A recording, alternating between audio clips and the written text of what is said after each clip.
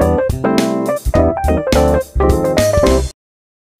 everyone, this is Pete, and welcome back to Atari A to Z Flashback, a series of explorations of the 150 games that make up Atari Flashback Classics for Nintendo Switch. Today's game is SwordQuest FireWorld. This was a 1983 release from Atari and the follow-up to SwordQuest EarthWorld, which we saw last time. It offers more of the same from SwordQuest EarthWorld. It's an attempt to combine the narrative and logic elements of the adventure game genre with some more action game elements. In many ways it's intended to be something of a successor to games like Adventure and Haunted House. And like EarthWorld, FireWorld has a number of hidden clues throughout its experience that are dependent on putting the right objects in the right place. Theoretically that's based on clues from the included comic, but in practice it's more a case of trial and error. The prize for completing FireWorld back in the day, yes there was one just like with EarthWorld, was the Chalice of Light. This was a goblet made of platinum and gold, studded with diamonds, rubies, sapphires, pearls and jade. And the winner of the FireWorld competition was someone called Michael Rideout. And speaking on the Atari Age forum in 2006, Rideout claimed that the chalice was still intact in a safety deposit box, though he had on a couple of occasions taken it out to show to people, and he'd even drank booze out of it. It isn't the sort of thing you just toss in the dishwasher, he said, so the beer drinking or champagne drinking doesn't happen very often. Well, nice if you can even have that thing to worry about, isn't it? Anyway, let's go play SwordQuest FireWorld. Okay, welcome back once again to Atari Flashback Classics, where today we take a look at SwordQuest FireWorld, the second of the proposed 4 SwordQuest games, but only 3 actually made it to some form of release. Now, this is the last one that was available on a widespread retail release, because SwordQuest Waterworld, as we'll talk about a bit about next time, was only available to Atari Club members, and the 4th game in the series that was supposed to be SwordQuest Airworld never happened at all. As you may have seen last time with EarthWorld, these are not great games these days. They're very obtuse, they don't make a lot of sense. So I'm not going to promise how far we're going to get through SwordQuest FireWorld today, if indeed anywhere at all, but we can at least take a look at how it plays and what it is. As with SwordQuest EarthWorld, it's best thought of as a historical curiosity more than anything these days, rather than a game that you'll necessarily want to spend much time playing. But it is what it is, and it's here, so we're looking at it. So here's the manual, as usual. Welcome to FireWorld. You may have already travelled through EarthWorld's TM and succeeded in solving the EarthWorld puzzle. FireWorld is the second in a series of 4 worlds that you must pass through on your quest for the Sword of Ultimate Sorcery. You enter FireWorld as a mighty warrior. Your skill and courage will be tested with dangerous something I can't read, trials and obstacles. Yeah, this scan is really bad quality, even for this collection. The object of the game is to solve the puzzle. The FireWorld puzzle is based on the Tree of Life, with 10 rooms linked together by 10 rooms with doorways. FireWorld has 10 treasure chest rooms, some containing different magical objects. These objects will help you on your journey through FireWorld. Carrying particular objects will help you find clues. Before you can explore these rooms, you'll be called upon to demonstrate certain skills, just as Tor and Tara are tested in the FireWorld. I really can't read this. Are tested in the FireWorld comic book. Oh, you'll be called upon to demonstrate certain skills, just as Tor and Tara are tested in the FireWorld comic book. As a warrior, your skills are important for conquering FireWorld. To help you in your quest, you'll be armed with the FireWorld comic book, which contains additional clues. Some clues will come from a combination of both the comic book and the game program cartridge. These clues will refer back to the enclosed comic book and hint at the solution to the FireWorld puzzle. You've just leapt into the blazing flames of FireWorld. See if you can survive and triumph. Okay, so as before, this is exactly the same sort of game as SwordQuest EarthWorld. You wander around a top-down series of rooms. There's a bunch of objects. In order to get the clues, you have to put the right objects in the right place. This one, there is a formula to it. You have to put 1 thing in one room and 4 things in another room. And you have to work that out pretty much by trial and error. Reading the comments from Michael Rideout, the guy who eventually won the competition on the Atari Age thread, he said that when he was playing this, he was basically just putting all the objects in one room and then shifting one into another room and seeing if that unlocked a clue, and then systematically going through each and every possible combination of objects and rooms until he got the answer. that ended up winning him the competition. So there you go. Anyway, before you can enter the 10 treasure chest rooms in FireWorld, you will be expected to perform a skill and action sequence. For example, you might be required to catch razor-sharp knives, dodge flaming firebirds, or even kill venomous snakes. Tor and Tara must also survive some dangerous stunts. After completing the skill and action sequences, you, like Tor and Tara, will gain wisdom, mercy, power, understanding, and perhaps valuable prizes as well. Okay, yeah, so, as I say, in terms of execution, this is pretty much the same as Earthworld. The difference is the map in this is bonkers, as I'm sure will become clear. But let's give it a go. Let's just reset and make sure we go. Oh, this is the beginning. Okay. All right. So we start off in this yellow room here. If we go north from here, you find ourselves in this green room. If we go back south, we should end up in the yellow room, right? We do in this case. All right. Let's go left from this one. We end up in a purple room. If we go right from this one, do we end up back in the yellow room? We do not. Now, you see what the problem is. Do you see the problem? Imagine mapping this shit out. But anyway, all right. Let's just see what we can do. If you press the fire button in a room, that takes us to an action sequence.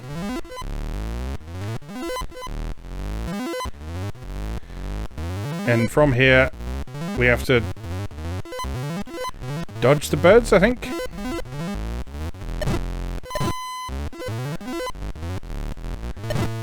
Yeah, looks that way.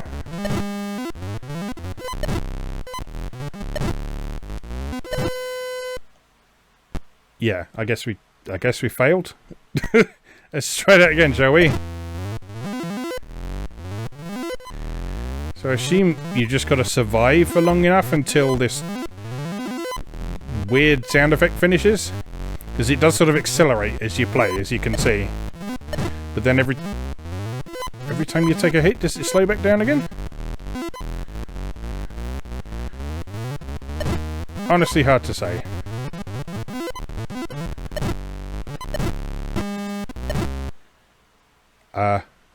I guess we did it. Except, oh, these are some unresponsive controls. Alright, I'm going to pick up all this shit. So, I've got a rope, a chalice, a dagger, and a shield. Now, if I go and take a look back at the comic,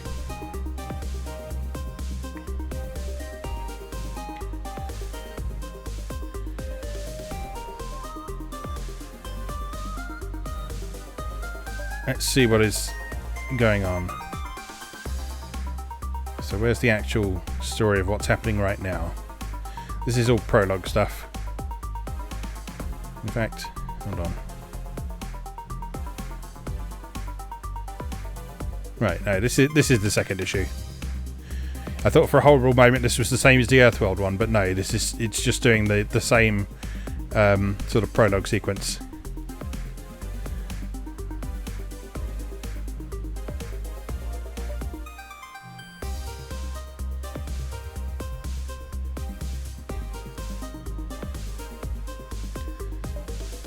FireWorld, and never was a place more aptly named.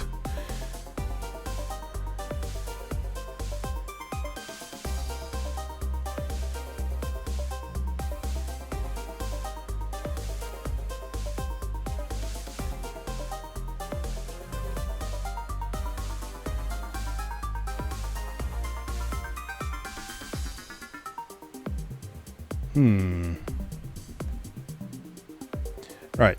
There's the chalice, which you've got, I think.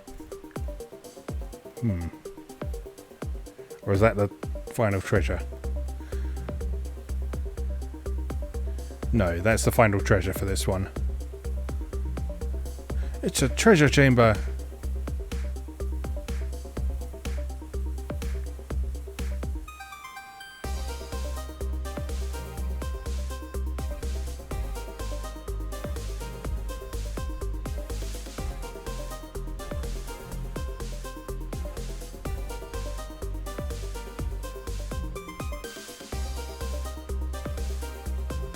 Yeah, see, this is part of the problem. Like, the comic is supposed to provide some clues.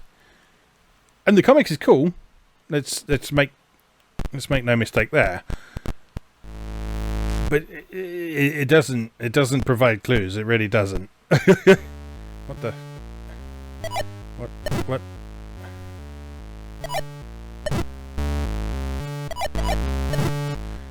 Oh, I see.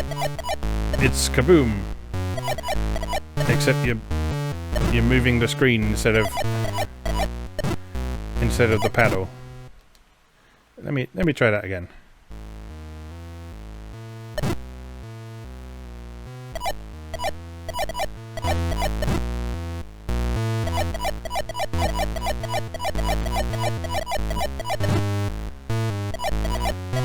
So I think I'm catching flaming torches here.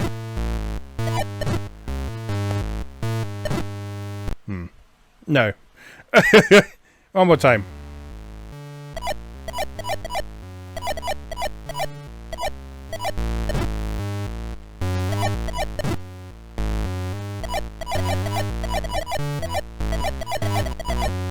You have to bear in mind in this one is you're pushing a direction to move the torches and not the paddle, which is a bit of a mindfuck, to be honest. I push right there to grab those. Left, right, left, right. No. But that also means you can do things like you can push them all up against the side of the screen to get them into one column.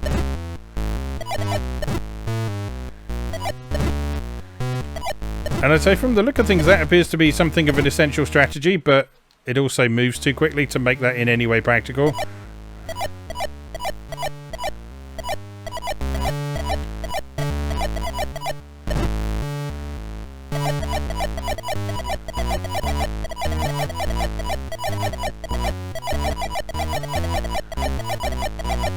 Okay, we got a rhythm now. Nope. Oh, he's fucks it again. This is ridiculous. Let me try that again. What? Nothing. Oh, God.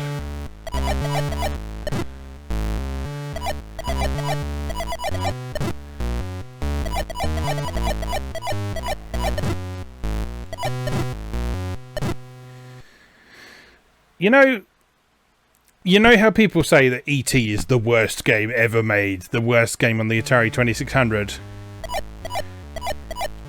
You know, E.T., if you read the manual, it is at least a barely functional game.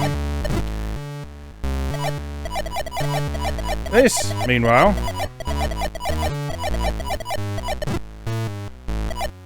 I don't know what this is.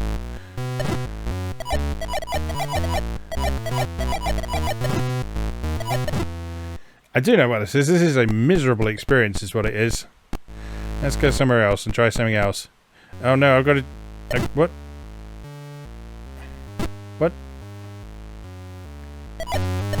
Oh, I've got to catch him. Okay, so this game is also Kaboom.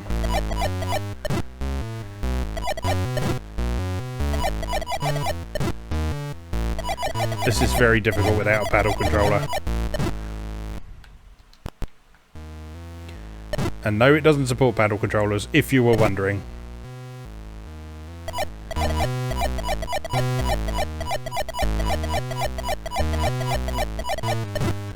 Oh, what is this game?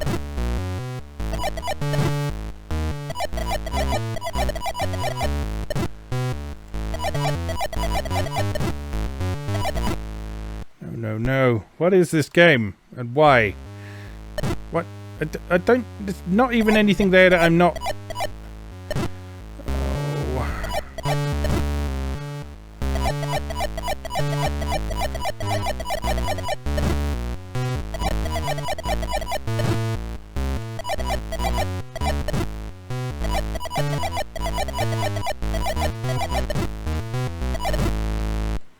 This is a terrible video game. I don't say that lightly either. As anyone who has spent time with me will know, I do not say that lightly.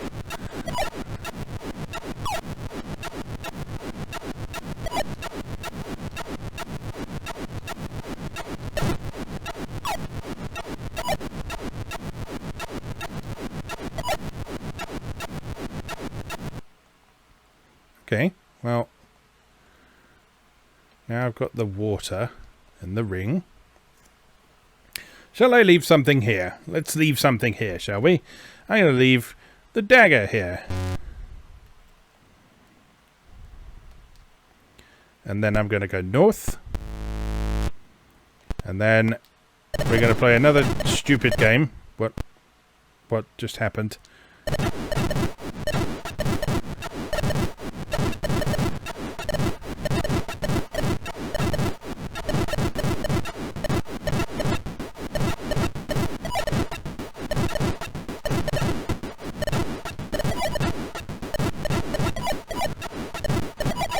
What is happening?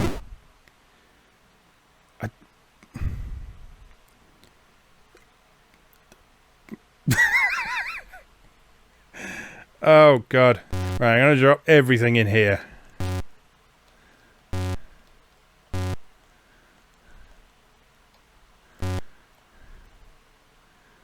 Okay.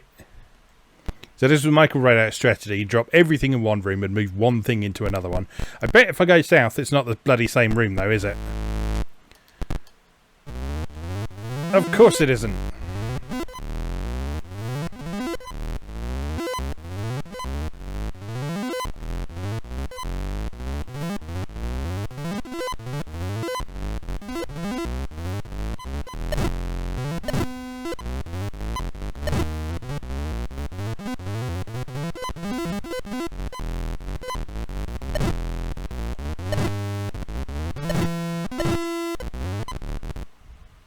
There's nothing at all in this room.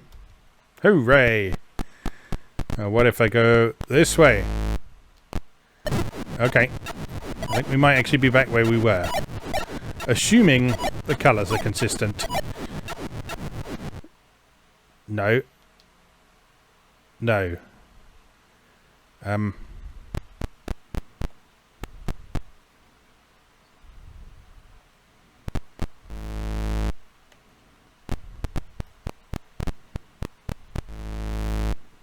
Right. And then this way. Oh, it's this nonsense again.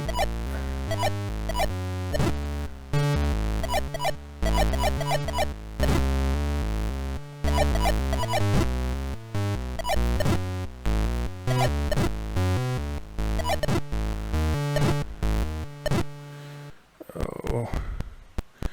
Oh.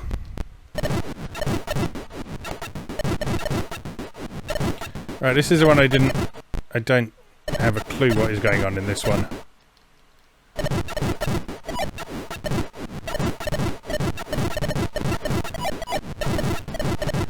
There seems to be some sort of... I think you're supposed to shoot things, but I can't really tell. There's maybe some things that you're not supposed to shoot as well. Okay. So that was a different room from where we did that before, because there's different items in here. Obviously. Now it's this one again.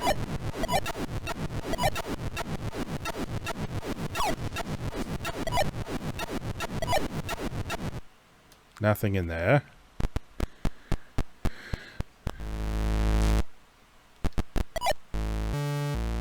Whoop.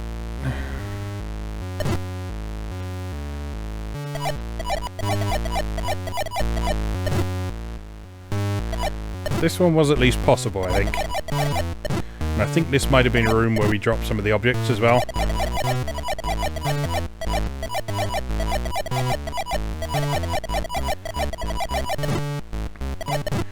Trouble is that there's no indication of progress anyway, so you don't know how close you are to actually succeeding in one of these mini-games.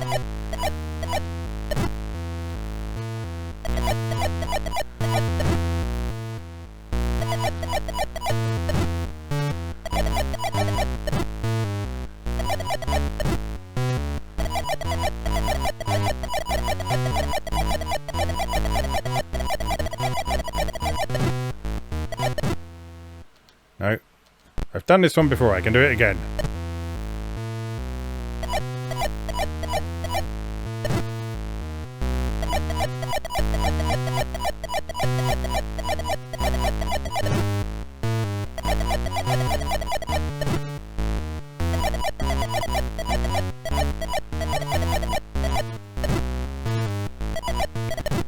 Collision detection is just so dodgy as well. Like, some of those are clearly getting past and I'm getting credited for them, and then others...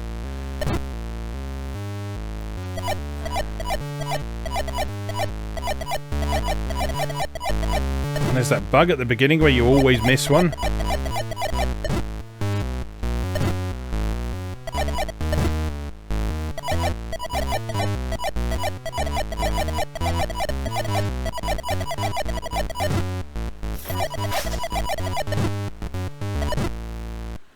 Oh, losing the will to live.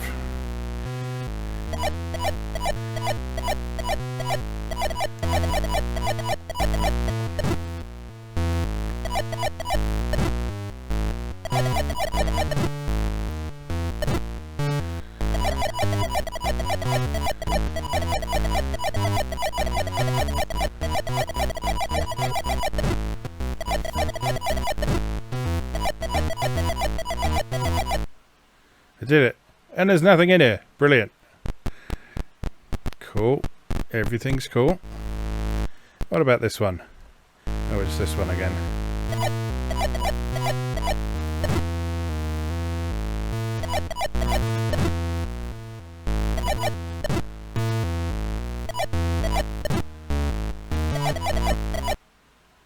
Right, there's some more stuff we haven't picked up before.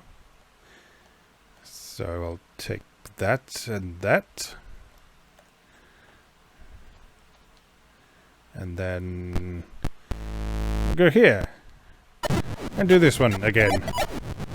This one's easy. I quite like this one.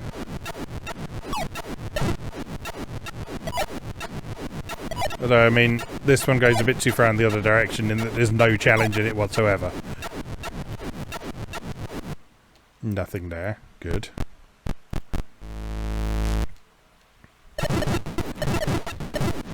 It's the one I don't understand.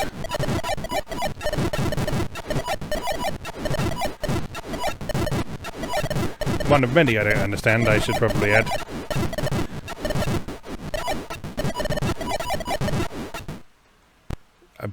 I failed, apparently.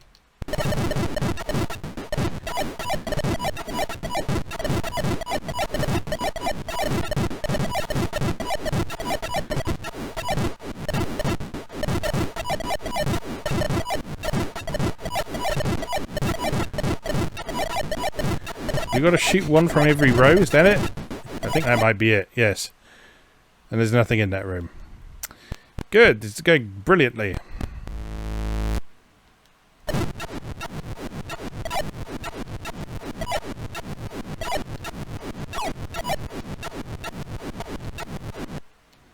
Nothing there.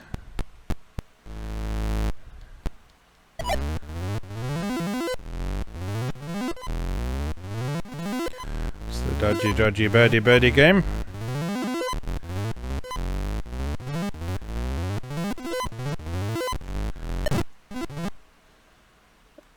Good. Where have all the items gone? Where did I put them?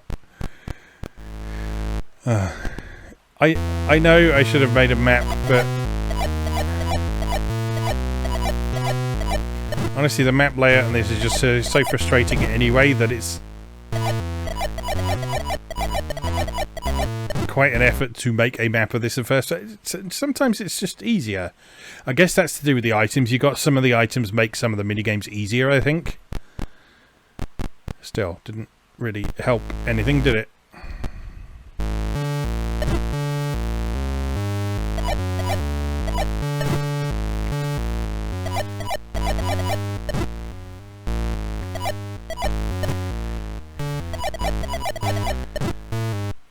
Okay, good. I'm just going to have a quick look at the manual. Let's see if there's any insights about those minigames. So, flaming firebirds. Dodge the flaming firebirds, for if you touch them, they become wild. However, if tamed, these birds could lead you to a treasure chest of magical objects. Deadly snakes, a real test of courage. You must pass through a deadly pit of venomous snakes. Some skill and action sequence might appear to be repeated, but will lead you to different treasure chest rooms. Okay, so they're used multiple times. Flying fire goblins. You must catch and place these fire goblins into a box. Flaming hot knives. Protect yourself from hot knives that fall from the ceiling by guiding the knives into a stationary pit.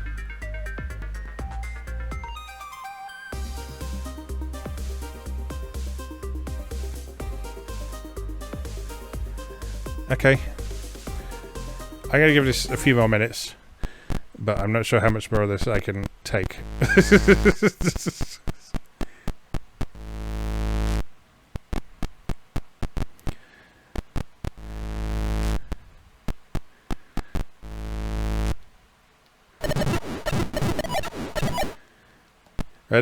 This one you're shooting dragons, supposedly. These are dragons, they're not birds anymore, they're dragons.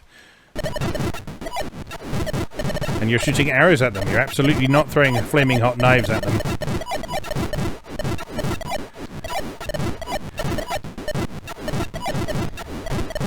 And the big long lines of the dragons breathing fire at you, obviously.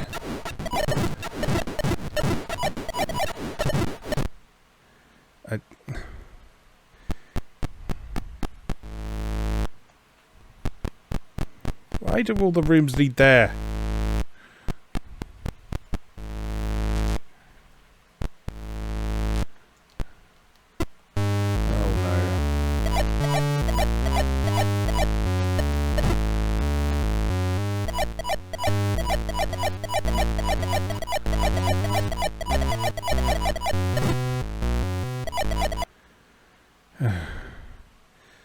I can't do it. I can't deal with this anymore. This is one of the worst video games I've ever played, and as I say, I don't say that lightly. This is no, just no. EarthWorld was terrible, but at least its minigames made sense.